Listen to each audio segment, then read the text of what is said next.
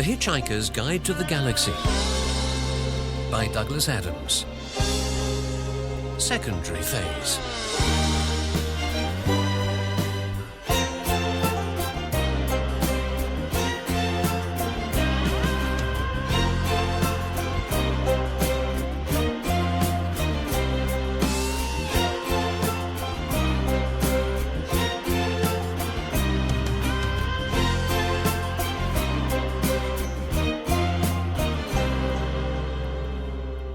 Arthur Dent, a man whose planet has been blown up, has been having a remarkable effect on the universe.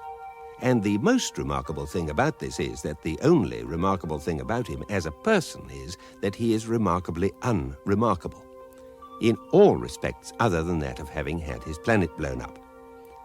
And this, of course, is the nub of the matter, because most of the things which stir the universe up in any way are caused by dispossessed people.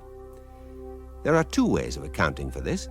One is to say that if everyone just sat at home, nothing would ever happen. This is very simple.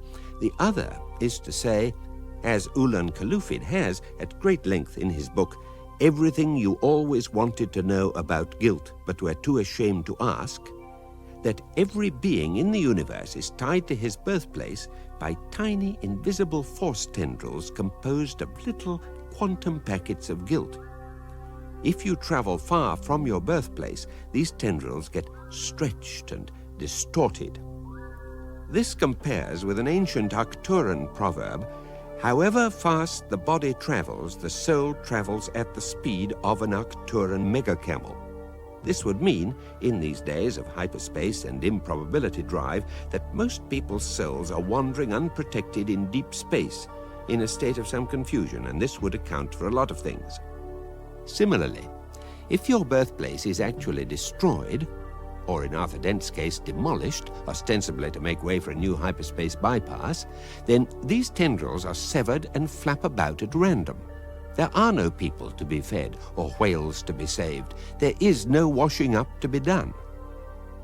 And these flapping tendrils of guilt can seriously disturb the space-time continuum. We have already seen how Arthur inadvertently caused war between the Gagogwants and the Vlahergs. We shall shortly see how it is directly attributable to this thoroughly unremarkable Earthman that the Heart of Gold, escaping from the Vogons on improbability drive, has now materialized in a highly mysterious cave on the even more mysterious planet Brontitol.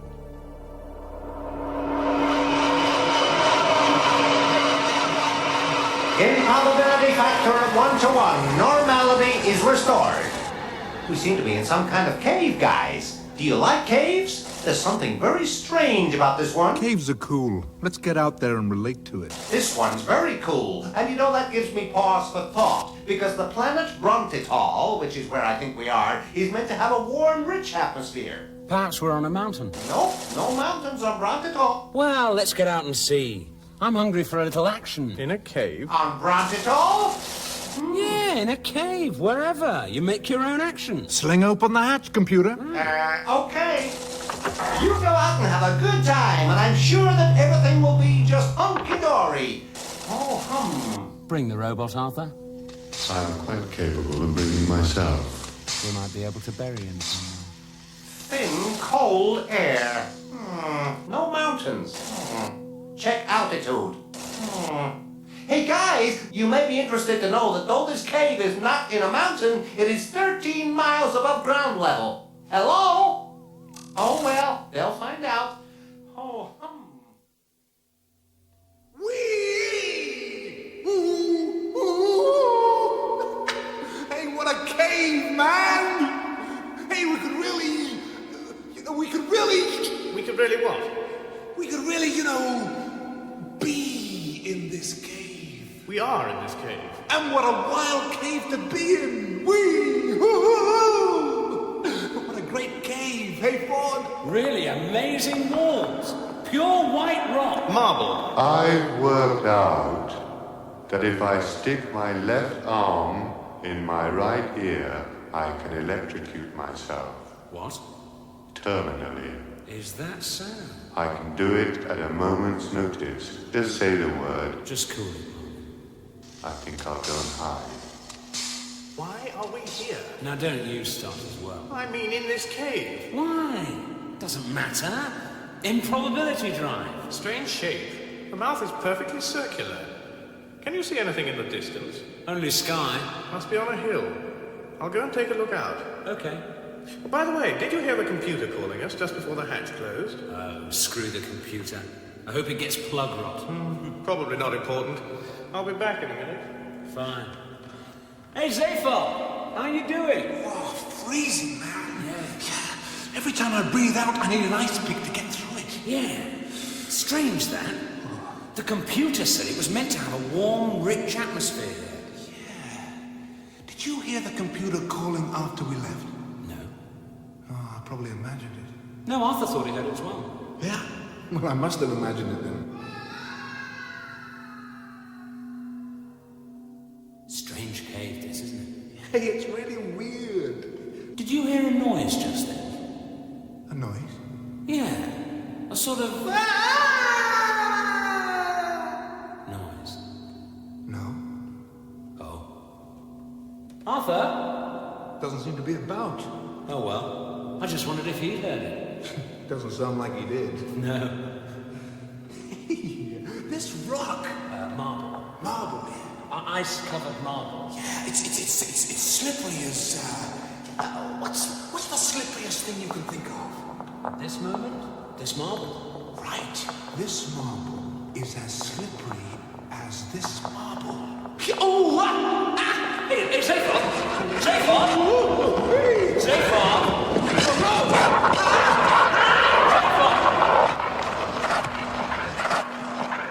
Holy Zarquan singing fish! What? There's nothing out there, Ford. Like no ground. Some cat's taken the ground away. Holy Zarquan's what? There's no ground, Ford. We're miles up in the air. Did you say fish? Singing fish. Where? It's just an expression. Holy Zarquan singing fish. It must be a highly specialized expression then. What? Very specific. Not very handy in general usage. I can't get a grip on the ice to crawl back. I'm gonna fall into nowhere. I know! Try not to think about it. I get very nervous in these situations. I don't think I can do anything to help you. What? Arthur and Marvin must have gone over. You're going to go over, and I can't reach you without going over myself. Prefect. I'm sorry. Look, I do feel rather guilty about this, but can we talk about something else? Where does the expression Holy Zarquan singing fish come from? What's its derivation? What? Zaphod, have you got any intellectual curiosity at all? It is often said that a disproportionate obsession with purely academic or abstract matters indicates a retreat from the problems of real life. However, most of the people engaged in such matters say that this attitude is based on three things: ignorance, stupidity, and nothing else. Philosophers, for example, argue that they are very much concerned with the problems posed by real life, like, for instance, what do we mean by real, and how can we reach an empirical definition of life, and so on. One definition of life, albeit not a particularly useful one, might run something like this: life is that property which a being will lose as a result of falling out of a cold and mysterious cave 13 miles above ground level. This is not a useful definition, A, because it could equally well refer to the subject's glasses if he happens to be wearing them, and B, because it fails to take into account the possibility that the subject might happen to fall onto the, say, the back of an extremely large passing bird. The first of these flaws is due to sloppy thinking, but the second is understandable because the mere idea is quite clearly utterly ludicrous. Look! Look, this is utterly ludicrous. What? Let go of my neck. No. Come on, let go. I can't. Yes, you can. It's perfectly simple. Unclasp your hands and buzz off. But I can't fly. What the devil are you doing up here? Falling. Then get on with it. Go on. But the drop will kill me. I should have thought of that before you started out. No point saying, I think I'll just go for a quick drop, and if I get tired halfway down, I'll jump on a passing bird. It's not like that up here. It's all to do with the harsh realities of physics up in the sky. It's power-to-weight ratios. It's wing cross-sections, wing surface areas. It's practical aerodynamics. It's also cold and extremely windy. You'll be better off on the ground. No, I won't. I'll be dead. Well, it's your habitat, not mine. It's not a question of whose habitat it is. It's a question of how fast you hit it. Couldn't you please just see your way to taking me down to ground level and dropping me off? No, I'm dropping you off here. It's as far down as I'm going. But I... No, listen. My race had been through the whole ground thing, and I don't want to know. If the good Lord had meant us to walk, he would have given us sneakers. All right. Well, if that's the way you feel about it, I'm sorry to have trespassed on your time. Goodbye! Well, there's no need to go off in a huff about it. When you land, swing your knees round. Try and roll with it. Oh, hell. Oh, you again. Yes, it just occurred to me. Where did you fall from? Let go. First, tell me where you fell from. A huge, cold, white cave in the sky. You were in the cup. What do you mean, cup? The cup? It's part of the statue. What statue? The statue. I don't know what you're talking about. Let go. You mean you haven't seen the statue? No, should I have done? Good, is it? Well, let go. Your claws are digging in my back. The only decent thing our ancestors ever did. Come on, I'll show you. I want to go down, not up. There. You see it? What? Look up, look up. You're hurting my neck. Zoom me over. Look. That's it. But it looks like, just like a plastic cup hanging in the sky. It's about a mile long. Looks like plastic. Carved from solid marble there. But the weight of it, what's supporting it? What keeps it there? Art. Art? It's only part of the main statue. 15 miles high. It's directly behind us, but I'll circle round in a moment. 15 miles high? Very impressive from up here with the morning sun gleaming on it. But what is it? What's worth a statue 15 miles high? It was of great symbolic importance to our ancestors. It's called Arthur Dent, throwing the Nutrimatic Cup. Sorry, what did you say? There. What do you think of it? The Hitchhiker's Guide to the Galaxy is an indispensable companion to all those who are keen to make sense of life in an infinitely complex and confusing universe. For though it cannot hope to be useful or informative on all matters, it does make the reassuring claim that where it is inaccurate, it is at least definitively inaccurate. In cases of major discrepancy, it is always reality that's got it wrong.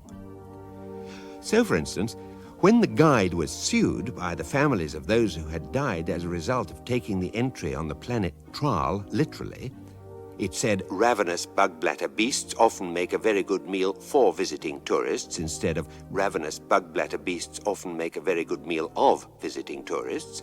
The editors claimed that the first version of the sentence was the more aesthetically pleasing, summoned a qualified poet to testify under oath that beauty was truth, truth beauty, and hoped thereby to prove that the guilty party in this case was life itself for failing to be either beautiful or true. The judges concurred, and in a moving speech held that life itself was in contempt of court and duly confiscated it from all those there present before going off for a pleasant evening's ultra-golf. The guide's omissions are less easily rationalized. There is nothing on any of its pages to tell you on which planets you can expect suddenly to encounter 15-mile-high statues of yourself, nor how to react if it is immediately apparent that they have become colonies for flocks of giant evil-smelling birds, with all the cosmetic problems that implies. The nearest approach the guide makes to this matter is on page 7023, which includes the words, "Expect the unexpected." This advice has annoyed many hitchhikers in that it is A, glib, and B, a contradiction in terms. In fact, The very best advice it has to offer in these situations is to be found on the cover, where it says, in those now notoriously large and famously friendly letters, "Don't panic." Good, isn't it? Don't panic. Don't panic. What did you say? What do you expect me to say? Here I am on an unknown planet, hanging from the talons of, with all due respect, a giant bird, and you take it into your head to fly me round a 15-mile-high statue of myself. What do you expect me to say? Quite a good likeness, except the nose is a bit bent. Likeness? And the noxious, streaky substances down my face are less than lifelike. Likeness of you? You're Arthur Dent. Well, yes. The Arthur Dent. Well, the Arthur Dent I don't know about, but that Arthur Dent is me. Can I ask you where you got it from? Our ancestors built it centuries ago. Don't panic. But this is truly incredible. I wouldn't argue with that. I think you'd better come and meet the rest of us. They're going to be terribly surprised. And so I think are you. Where do you all live? In your right ear. Hold on, we'll dive into it.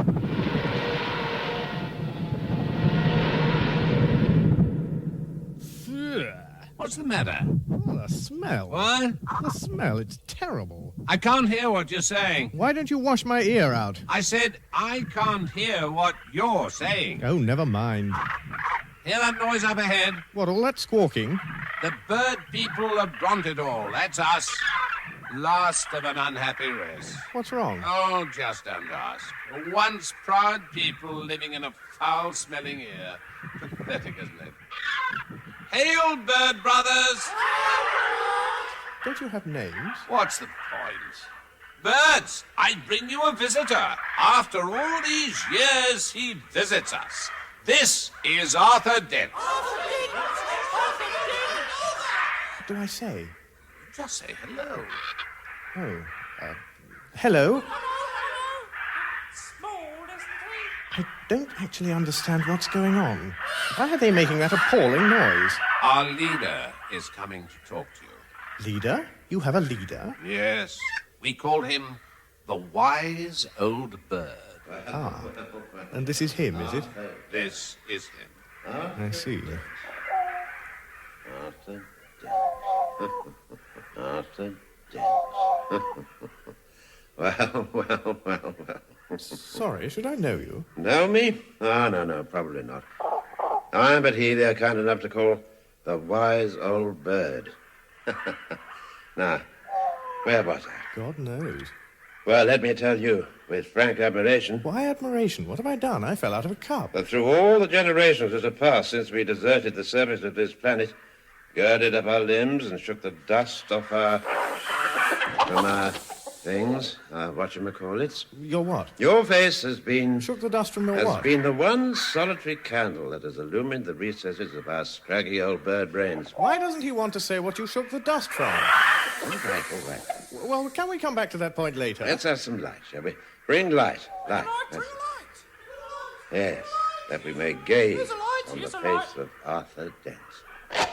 Oh, look, it really is filthy in here. So this is how you appeared to our ancestors that night. What night? What are you talking about? Imagine our planet at the height of its technological civilization. Why? In the days when we, too, walked on the ground.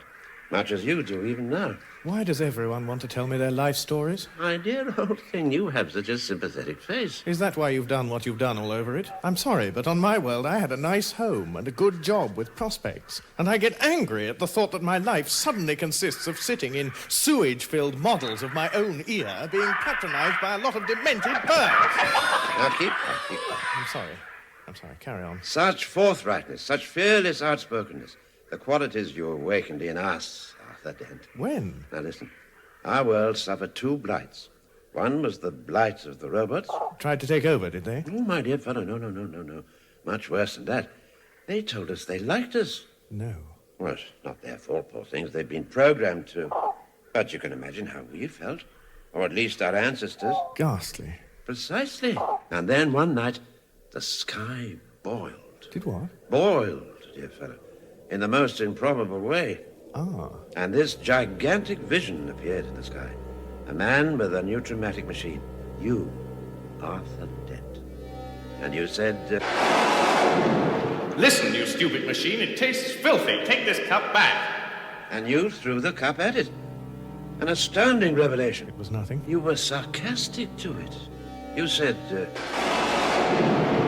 So I'm a masochist on a diet, am I? you told it to... Shut up! In a moment, we realized the truth. Just because the little wretches liked us, it didn't mean to say we had to like them back. And that night, we rounded up every last one of the little creeps. Bring out your dishwashers! Bring out your digital watches with the special snooze alarms! Bring out your TV chess games! Bring out your auto gardeners, techno teachers, love-o-matics! Bring out your friendly household robots! Shove them on the carts! What is this? Have we not loved you? Have we not cared for you? Have we not shared and enjoyed with you? Shut up, you little toadies! Get on the carts!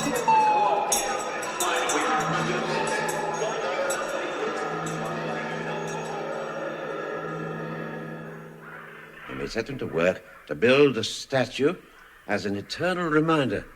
After which we sent them to a slave planet where they're doing a very useful job making continent toupees. Making what? Toupees for worlds where they've used up all the forests. Ah, look, the statue. How did you get the cup bit to stay where it is, unsupported? It stays there because it's artistically bright. What? The law of gravity isn't as indiscriminate as people often think. You learn things like that when you're a bird. But you didn't start out as birds. Oh, no. We were forced to re-evolve by the second and more deadly blight. All right. And that was already too advanced by the time we rid ourselves of the robot blight. Ah, what woe was upon us. All right. What woe was upon you? Too terrible to speak of. Imagine this. We walked. What's so wrong about that? Nothing. We went for strolls, we jogged, we marched, we ambled, we competed in 500-meter hurdles. Imagine how our ancestors felt to walk through our great cities, stride across the pedestrian precincts, stroll along walkways, maybe wander into a small wine bar to have lunch with a girlfriend. What? Yeah, maybe play footsie under the table. And she would say how she'd been walking here, strolling there, wandering into shops, maybe trying to buy a pair of, buy some things, some whatchamacallit. What things? Are these the things you refuse to talk about brushing the dust off? Oh, come on. And then they would saunter off into the sunset. Yes, very idyllic. So what went wrong? Too terrible to speak of. Then why did you bring it up in the first place? Suffice it to say that we have sworn never to walk upon the ground again. What's the matter with it? Oh, if you want to know, you will have to descend to the ground where you will encounter those who have come to unravel the unspeakable nightmare of our past. All right, how do I get down there? There's an ancient express elevator down your spine that will take you straight down to ground level. Well, anything to get out of my ear. Show me the way. Can't be much more unspeakable than this lot. In today's modern galaxy, there is, of course, very little still held to be unspeakable.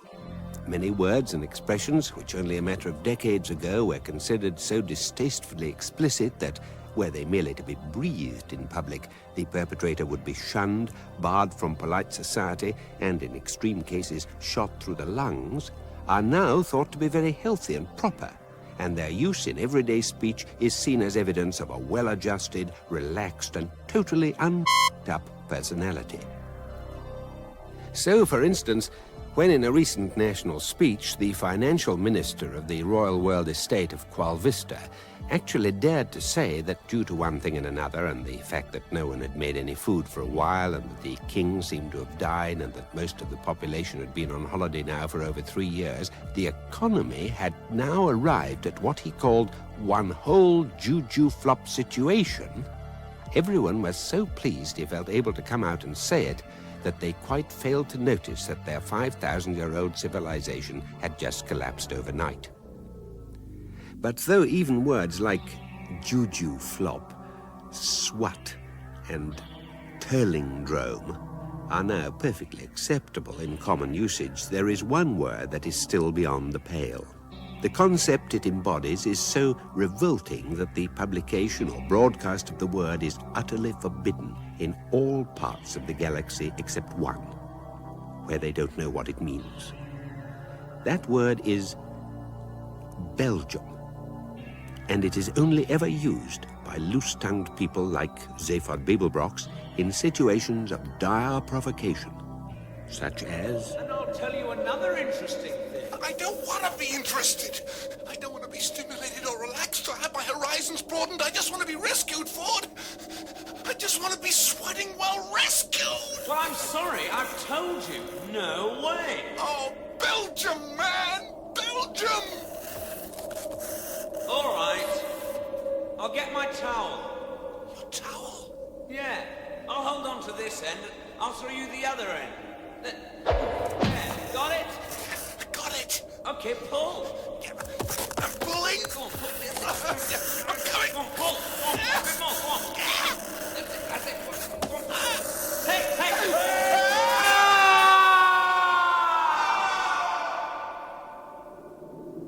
You stupid Gent. You said pull, man. Yeah, not that hard. How hard did you expect me to pull? Just not quite hard enough to actually pull me up. I can't stand heights. Then don't worry, we're on our way down. Listen, we'll be all right. We may land in the water or something, you know. Can you swim? I don't know. What do you mean you don't know? Well, I don't like to go into water, you know, in any great detail. What kind of traveler are you, man? Don't like heights, don't like water? Perfectly natural. I just get a kick out of being on the ground. Well, any minute now you'll have the biggest kick of your life. I suppose we couldn't get picked up by a bird on the way down. A bird? Yeah, bird, you know, with wings. Have to be a swatting big one, man. Or two of them. Hey, will you get your head back on? The chances against one guy falling onto a passing bird are 10 to the power of my overdraft, but two is just... Look, this is utterly ludicrous. Meanwhile, Arthur is in the thick of it. No sooner has he emerged from the cavernous gap between two of the statue's toes into a thick pall of smoke than he has been accosted thus. Halt! Who goes there? What? Friend or foe? Who, me? Friend or foe? Do I know you? Answer, friend or foe? Well, without knowing you, it's hard to tell. I mean, I quite like some people, others not so much. Answer. Well, it has to be said that on balance, very few of the people I count, or rather counted as friends, most of them have been disintegrated, you see. Very few of them have piercing red eyes, black armor, and laser rifles. So I think the answer is probably veering towards... Answer or I fire. Ah, well, that clinches it, I'm afraid. I don't think we're going to be friends. This planet is the property of the Dullman Saxville Galactic Corporation. Trespassers are to be shot. Whose property? What about the bird people? You have established communication with the avian perverts. Well, chatted. Didn't understand a lot of it, to be honest. What do you mean, perverts? Perverts, subversives. All perverts, subversives, and trespassers are to be shot. Well, that should keep you busy. Bye now. On. I command you to on. And also accosted thus. Hold, who goes there, friend or foe? Depends what you like. Hold or I fire. And finally, thus. Get down. What? Into the trench. Come on, there's a hidden shelter. Oh, thanks. Shh, now. Who are you? Archaeologist. What? Shh. Archaeologist? Yes. What are you doing? Digging, researching, trying to stay alive. Is that lot around? Most particularly because that lot are around. With all the laser guns and the armor and things? Yes. Odd thing, they all seem to be limping. Yes. Why? Blisters. Ah, so that's why they're limping. Yes. Why have they got blisters? That, whoever you are, is a very good question. And the answer? That's what I'm here to find out. Really? Strange job for an archaeologist. Why should a nice young archaeologist, whose name incidentally is Lintilla, be particularly interested in a band of limping soldiers? Will Ford and Zaphod have to go through all the business with the wise old bird, or will they persuade the bird they've so improbably landed on to take them to the ground so that they can get straight on with the next bit? Find out in the next intriguing episode of The Hitchhiker's Guide to the Galaxy. In that episode of The Hitchhiker's Guide to the Galaxy, Peter Jones was the book, Simon Jones was Arthur Dent, Geoffrey McGivern was Ford Prefect, Mark Wing-Davey was Zaphod Beeblebrox, Stephen Moore was Marvin, David Tate was Eddie, Ronald Baddeley was Bird 1, John Baddeley was Bird 2 and the Foot Warrior. Rula Lenska was Lintilla, and John Le Mesurier was the wise old bird. Radiophonic sound and music was by Paddy Kingsland of the BBC Radiophonic Workshop. The programme was written by Douglas Adams and produced by Geoffrey Perkins. Parents of young organic life forms are warned that towels can be harmful if swallowed in large quantities.